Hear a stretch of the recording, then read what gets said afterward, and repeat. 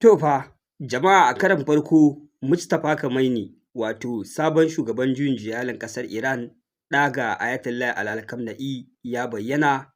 a Iran Central Command Center ɗauke da map ɗin Dimona Nuclear Facility na ƙasar Isra'ila. Wato ma'ana dai ana shirya wani gagarumin hari da za a kai ma wannan cibiya ta makamashin nukiliya ta ƙasar Isra'ila.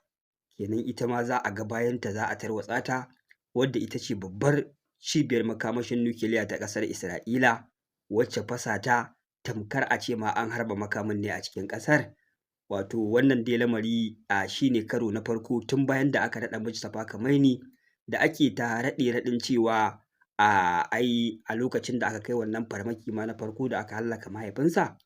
shi ma an raunata shi, wasu ma suna cewa har ya rasa ƙafa ko dai wani abu makamancin haka. Ana ta yawo da hotuna da suke nuna yanayin da yake ciki na rashin lafiya,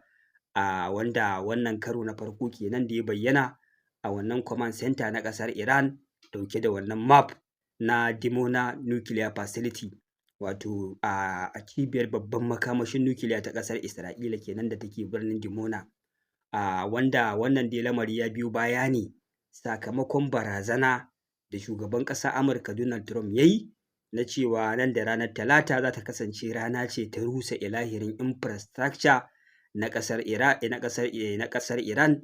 wanda ya ce a ranar fa zai rusa ilahirin cibiyoyin makamashin nukiliya, zai rusa cibiyoyin wutar lantarki, zai rusa cibiyoyin ba da ruwa, zai rusa gadoji, zai rusa dukkan wani abu da yake da alaƙa ma da civilians mai amfani a ƙasar, wanda shi ne ɗaya daga cikin matakan da yake cewa zai mai da su Stone Age kenan. Wanda wannan wata babbar barazana ce ga ƙasar Iran. Sai dai dama tuni ƙasar Iran ta mai da zazzafan martani akan wannan ikirari na ƙasar Amurka, wanda suka ce tit for tat fa za a yi. Su ma sun shirya, kuma su ma sun shirya target da za su kai a Gabas ta Tsakiya, kai cewa ma suka yi sai sun ƙona Gabas ta Tsakiya gabaki ɗaya. Ma'ana za a ga mahaukatan hare-hare akan abubuwa da dama masu matuƙar amfani,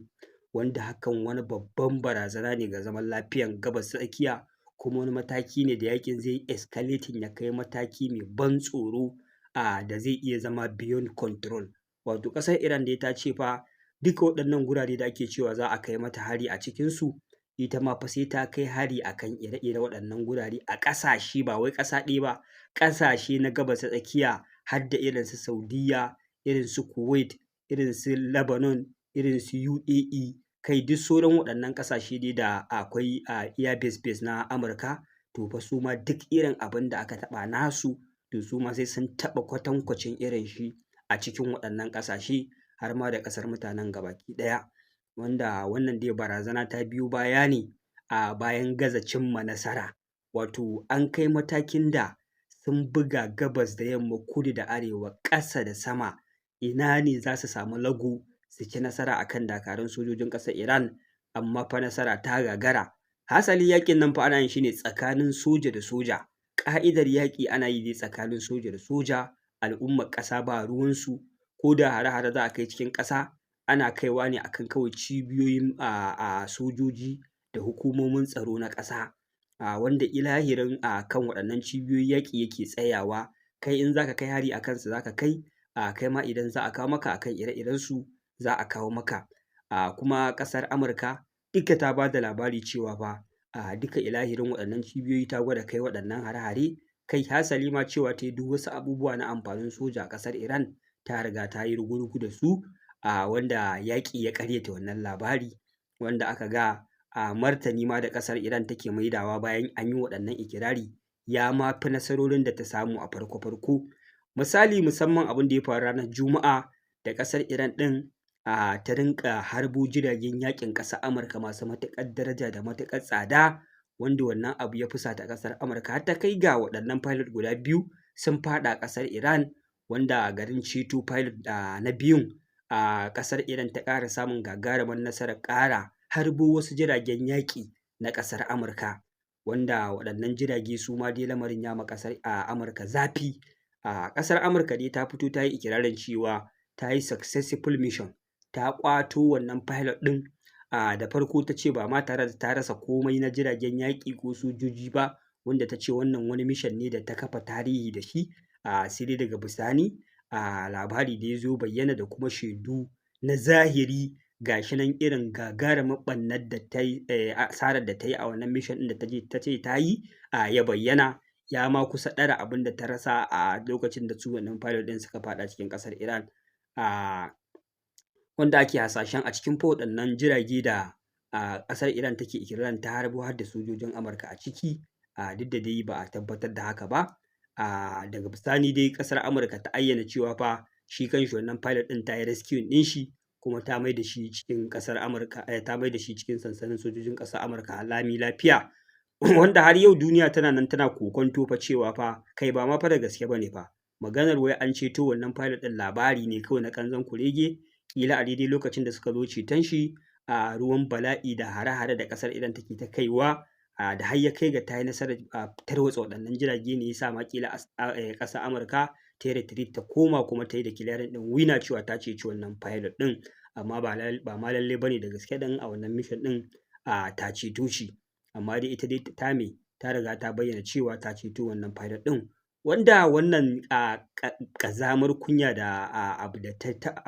wanda wannan ƙazamin abin kunya da ta tafka a wannan mission ɗin da ta ce ta yi ne, kada duniya ta mai da shi shine topic abin yi mata dariya, a ci gaba da tattaunawa, da kuma tuna mata irin ƙarerayin da ta yi na cewa ta riga ta yi nasara kuma aka ga tana irin wannan faɗuwa, shine nan da nan aka ƙara fito da sabon topic wanda yake ƙoƙarin danne asalin abin da yake faruwa. Misali aka fara da babbar barazanar da hankalin duniya zai koma kanta, ma'ana cewa mun ba ku wannan wa'adi idan ba ku zo kan teburin sulhu ko kun buɗe Strait of Hormuz ba, za mu darkake ilahirin infrastructure na ƙasar ku, wanda wannan barazanar dole hankalin mutanen duniya zai koma kanta, sakamakon an san abin da zai iya biyo baya da kuma yadda yaƙin zai iya ƙara damewa. Wanda misali duk abubuwan da ake ganin sun faru a baya-baya, tun daga kashe Ali Alkamna'i da hare-hare da aka kai da abin da ya janyo aka rufe Strait of Hormuz, to wannan abin da yake shirin faruwa duk zai ɗara wannan, ma'ana yaƙin zai zo ya fi baya ƙamari kenan. Sannan matakan da ƙasar Iran ta ɗauka ma fa kawai na rufe Strait of Hormuz da kai hare-hare a gabas ta tsakiya da ƙasar mutanen, to yanzu abin da za ta iya yi idan har ya tabbata cewa wannan mataki da Donald Trump zai ɗauka ya ɗauka ɗin, to abin zai wuce haka, ba ma iya Strait of Hormuz za a rufe ba, har da Bab al-Mandeb, wani hanya ne shi ma na shige da ficen jiragen ruwa na dakon mai da kai safaran ma kayayyaki a gabas tsakiya, wanda kusan su kuma yana ƙarƙashin ikon mayaƙan Houthi ne da suke Yemen, wanda su ma dama sun yi ikirari ko da attack on Iran zai iya zama su ma sun rufe fa wannan hanya. Kun ga gaba ɗaya gabas tsakiya ta tsaya cak, ƙasashen Turawa halin da aka shiga ma sakamakon rufe Strait of Hormuz yanzu ne ma za su yi ƙamari. Wannan kai tsaye dakarun Houthi suka ba da wannan gargaɗi su ma ta nasu ɓangare. Shi kuwa shugaban ƙasar Rasha Vladimir Putin ya gargaɗi ƙasar Amurka ne da cewa batun fa ta ci gaba da yi ma Iran barazana cewa za ta yi wannan abu da ta ce za ta yi, ba fa shi bane magana ta zahiri, kuma ba shi bane mafita a wannan yaƙi.